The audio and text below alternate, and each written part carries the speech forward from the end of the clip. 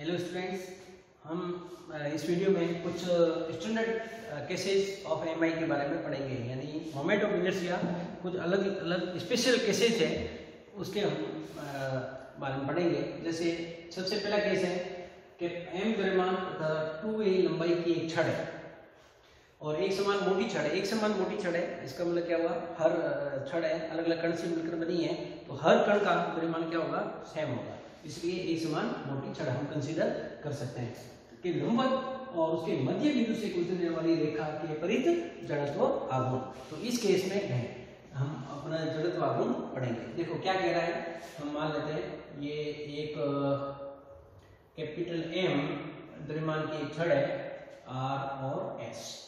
अब इसने क्या बोला है, इसकी लंबाई कितनी है, 2a, और एक समान मोटी छड़ का इसकी छड़ के लंबवत मध्य बिंदु, तो ये बिंदु अपन ले लेते हैं सी, इसका मध्य बिंदु है, और इसके मध्य बिंदु से ये गुजरने वाली लाइन है L1 और L2। तो हम मध्य बिंदु से गुजर रही है, तो इसकी पूरी लंबाई कितनी है, 2a है। तो ये कितनी हो जाएगी, ये भी a हो जाएगी और ये भी a हो जाएगी। अब इसके मध्य बिंदु से गुजरने वाली छड़ है।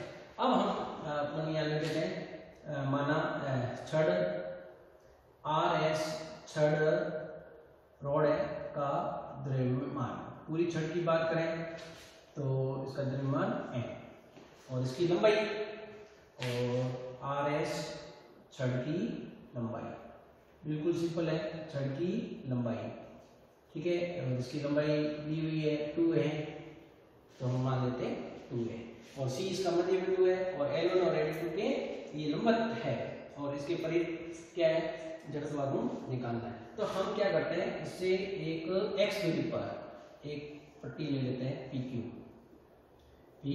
और इसकी मोटाई क्या ले लेते हैं, Δx। तो हम एकांक, पहले हम क्या करेंगे, एकांक लंबाई का द्रव्यमान क्योंकि हम एकांक लंबाई की द्रव्यमान की बात करें, तो एकांक लंबाई की द्रव्यमान है, पूरा द्रव्यमान कितना है, कैपिटल एम, और 2a से डिवाइड करें तो एकांक लंबाई का द्रव्यमान आ जाएगा।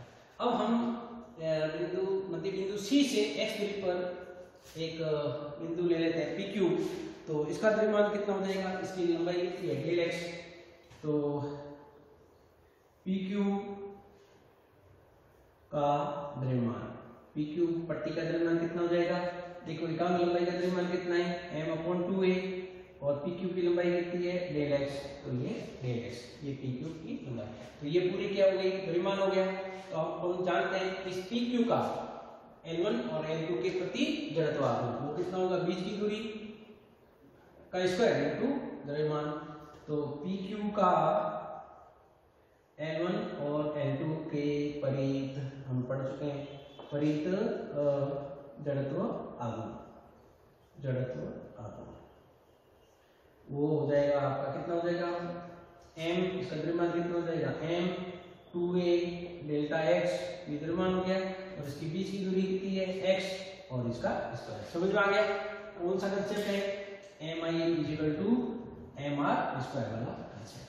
अब हम ये पूरे क्या करते हैं, छड़ का लेते हैं, तो पूरा छड़ देखो, ये x अक्ष है, ये x अक्ष है, और ये y अक्ष है, तो -a से इसकी लंबाई क्या हो जाएगी, a तक अपन इंटीग्रेशन लेंगे, तो संपूर्ण, तो ये छड़ पूरी छोटे छोटे पट्टी से मिलकर बनी है, तो संपूर्ण छड़ का L1 L2 के परितः जड़त्व आघूर्ण, तो क्या होगा, इसका हम इंटीग्रेशन ले लेते हैं। इंटीग्रेशन कहां से होगा, -a से a, और इसका m 2a x² delta x, ये ले लेंगे, तो ये हो जाएगा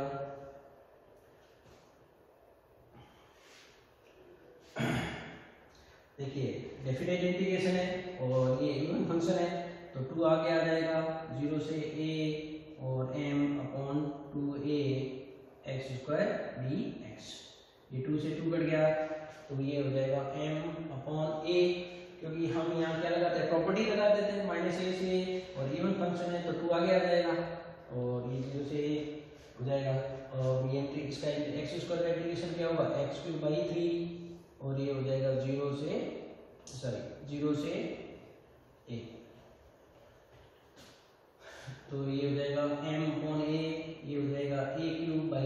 3, ए क्यूब से ए चला जाएगा तो 1/3 ma²।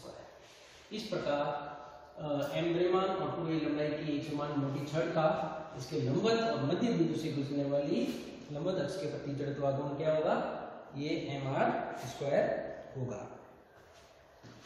अगले वीडियो में मैं आपको इसके समांतर अक्ष के प्रति गुजरने वाली अक्ष के प्रति जड़त्व आघूर्ण पढ़ेंगे। Thank you.